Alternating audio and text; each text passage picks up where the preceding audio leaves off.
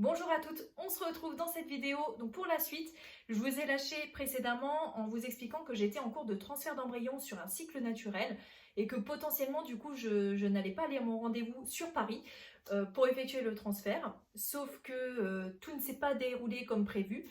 Je devais également changer de centre pour voir un petit peu parce qu'ils proposaient autre chose comme la FIV IMSI. Donc voilà, je vous dis, il n'y a rien qui se passe comme prévu. Alors, en gros, j'étais partie sur un cycle naturel donc pour effectuer le transfert de mes 2 derniers embryons. Malheureusement, ma progestérone en fait n'a pas pu augmenter à un taux fiable qui m'a permis de faire le transfert. Donc ma gynéco m'a expliqué non, on ne fait pas, ça évite d'avoir un autre échec. On maintient les embryons au frais et on fera le transfert avec un protocole quand vous irez sur Paris. Bon, je n'étais pas ravie parce que du coup, je ne savais pas exactement à quelle sauce j'allais être mangée, je ne savais pas ce qu'ils allaient me faire. J'arrêtais pas d'appeler pour savoir s'ils avaient du nouveau, qu'est-ce qu'ils allaient me faire. Et en fait, les secrétaires me disent bah non, en fait, on n'a pas d'infos, c'est les médecins en fait qui vont vous faire un parcours entre guillemets, puisque c'est une hospitalisation de journée. Donc je me suis rendue donc à l'hôpital Saint-Antoine à Paris fin mars, donc pour effectuer des examens. Donc en fait, j'ai été un petit peu surprise parce que du coup, c'est pas les examens auxquels je me suis attendue et préparée en fait. Et en gros, si vous voulez, je suis arrivée, ils m'ont pris ma tension, mon âge, ma taille, mon poids, enfin voilà, ils m'ont pris un maximum d'informations. Et ensuite, ils m'ont mis dans une pièce pour effectuer une grosse prise de sang. Donc en gros, il y avait énormément de tubes, hein. Ça m'a même surprise parce que j'ai même demandé du coup à l'infirmière si c'était tous les tubes pour moi. Donc elle m'a dit oui, oui, effectivement. Et même mon conjoint qui est un peu sensible au niveau des piqûres, il m'a dit ah ouais, tu vas tenir le choc, j'espère, parce que du coup, t'en as beaucoup.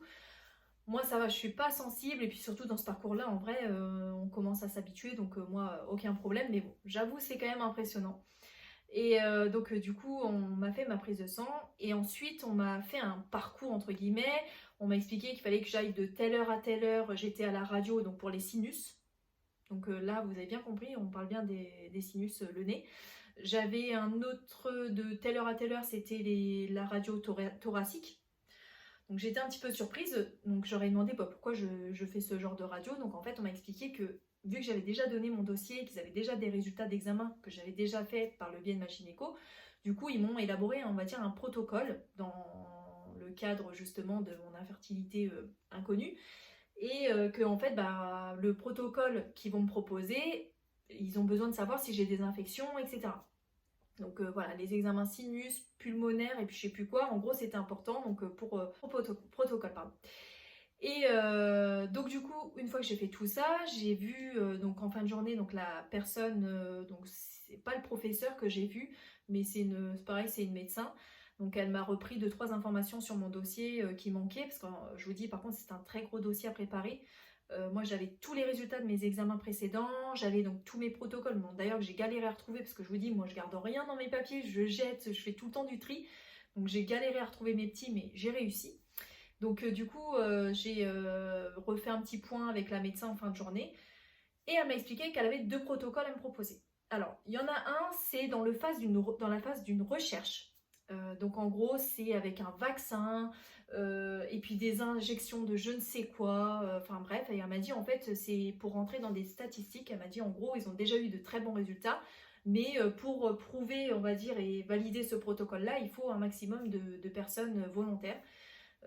Donc en gros, il faut même signer comme une décharge. Donc comment vous dire que bon, chacun fait comme il veut, hein. Moi personnellement, je suis pas spécialement pro vaccin.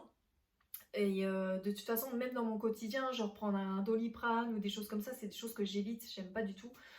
Bon, dans la PMA, je suis mal tombée parce qu'effectivement, c'est que des médicaments, mais en tout cas, sachez que moi, je suis pas du tout pour les médicaments et tout ça, donc pour moi, ça a été niette.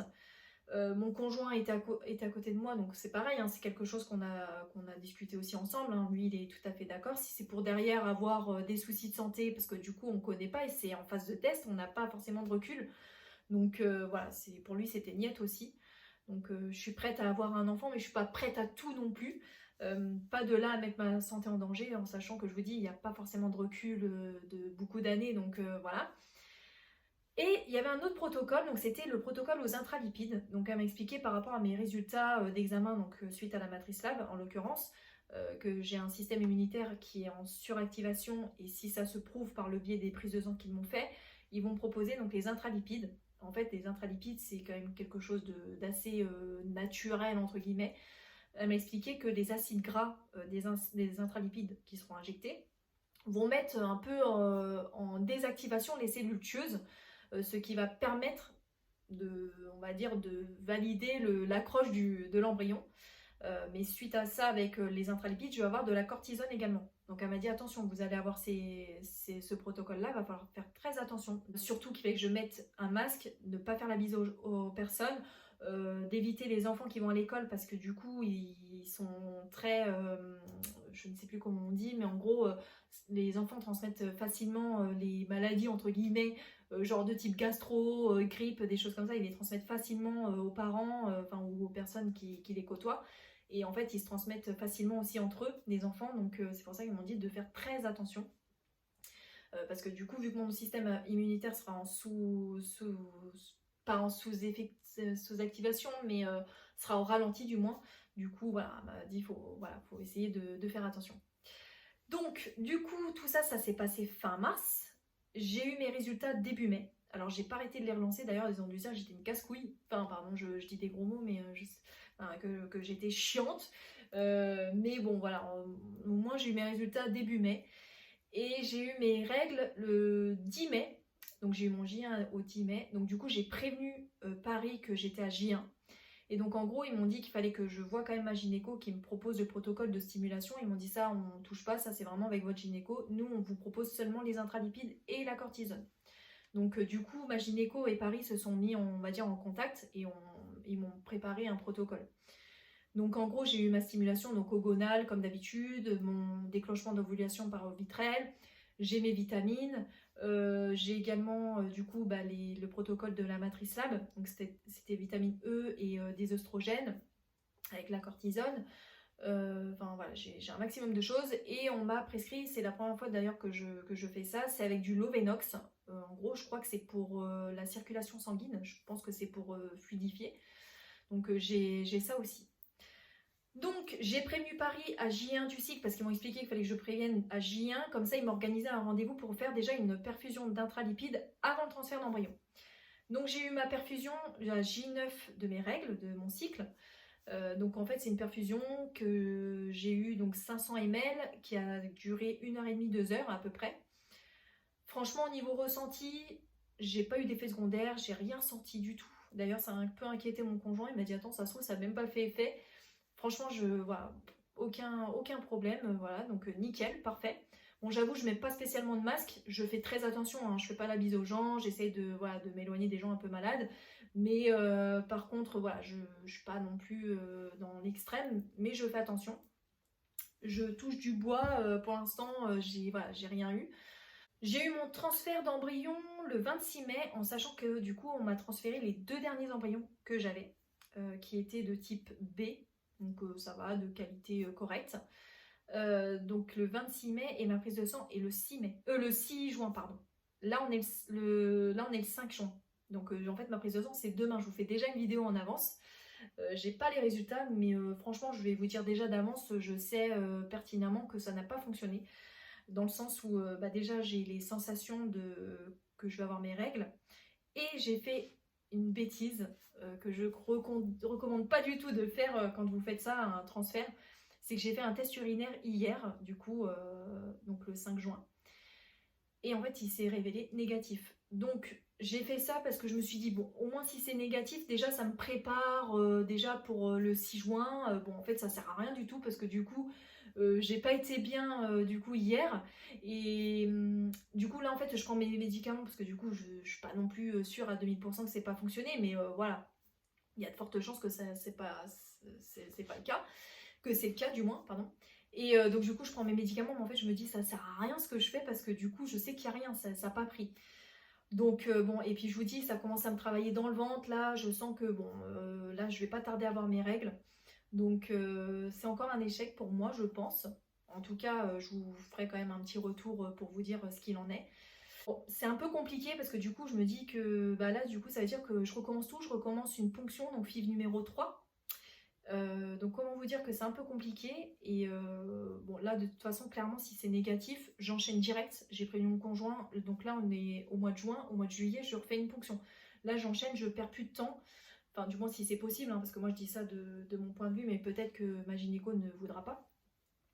Mais en tout cas, j'enchaîne si possible. Mais franchement, voilà, c'est encore un enfer quoi, de recommencer tout. En sachant que du coup, combien d'embryons on va avoir. Là, cette fois-ci, on a eu de la chance, on a eu 6 embryons, dont un qui est mort du coup à la décongélation. Mais la première FIV, j'ai eu que 2 embryons. Hein, donc il se peut que potentiellement aussi, j'en ai pas autant là à la troisième. Donc bon, on verra bien, ça sera la grande surprise. De toute façon, c'est pareil, là je vous avais parlé aussi précédemment que je comptais ouvrir un compte Instagram. Donc là j'ai commencé, donc j'ai déjà ouvert un compte Instagram. Je vous le donne pas tout de suite parce qu'en fait j'ai commencé du coup à mettre des posts. J'essaie de mettre un peu des choses et qui reprend tout depuis le début. Donc comme ça au moins je vous donne mon compte une fois qu'il sera bien actif. Mais je pense que c'est ce que je vais faire parce que du coup, vous voyez là par exemple, je vous fais une vidéo la veille de mon résultat. Ça m'aura arrangé en fait de vous donner le résultat du coup directement demain par story en fait ou directement en post sur Insta. Donc bon, là c'est pas grave, je vous referai quand même une petite vidéo entre deux, mais j'avoue que ça me ferait gagner du temps parce que c'est vrai que je suis pas régulière dans les vidéos. J'essaie de chaque fois d'espacer un petit peu pour essayer d'avoir un petit peu de contenu et vous dire ce qu'il en est et pas de faire une vidéo qui dure 3 minutes top chrono. Donc voilà, en tout cas, je vous retiens au courant. De toute façon, là je l'ai faite maintenant la vidéo parce que bon, je suis dans un mood, on va dire correct. Demain, ça sera peut-être pas le cas. Donc voilà, en tout cas, je voulais juste vous avertir de ce qu'il en était à aujourd'hui. Et du coup, je vous fais suite à ce que je vous ai lâché la vidéo précédente sur le fait que je n'étais pas sûre d'aller à Paris.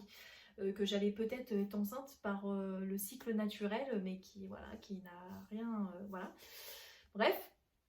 Et je vous avais parlé aussi qu'il fallait que je change de centre pour faire une FIV IMSI.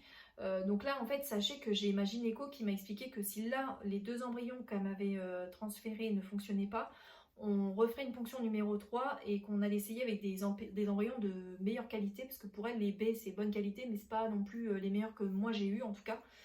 J'ai toujours eu des A, enfin voilà, de très bonne qualité, et là c'était des B. Bon, après c'est bonne qualité aussi, mais bon, un peu moins bonne quand même par rapport à ce que j'ai déjà eu.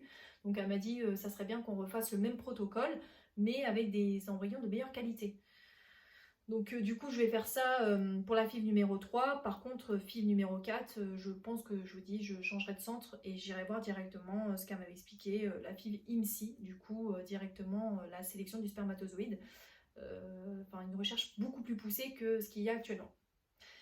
Donc voilà, les petites nouvelles. Donc je vous tiens au courant. Et de toute façon, je vous dis, dès que mon compte Insta est opérationnel, je vous le donne. Comme ça, au moins, ce sera beaucoup plus simple. Même pour échanger, je pense que pour vous, voilà, discuter un petit peu, ce sera beaucoup plus simple. Parce que c'est pareil, j'ai pas les notifs sur YouTube. Donc du coup, des fois, je vois vos messages longtemps après. Enfin voilà. Donc c'est un peu galère. Donc vous inquiétez pas, je fais ça au plus vite. Je vous donne les infos au plus vite. Et puis voilà. En tout cas, je vous souhaite bonne chance de votre côté pour celles qui font des inséminations, des ponctions, des transferts et que voilà. Et j'espère que de votre côté ça va fonctionner, que vous n'ayez pas à vivre tout ce que je vis là actuellement, les échecs, on recommence, voilà. Bref, en tout cas, on se tient au courant et puis je vous dis à très vite. Bye bye.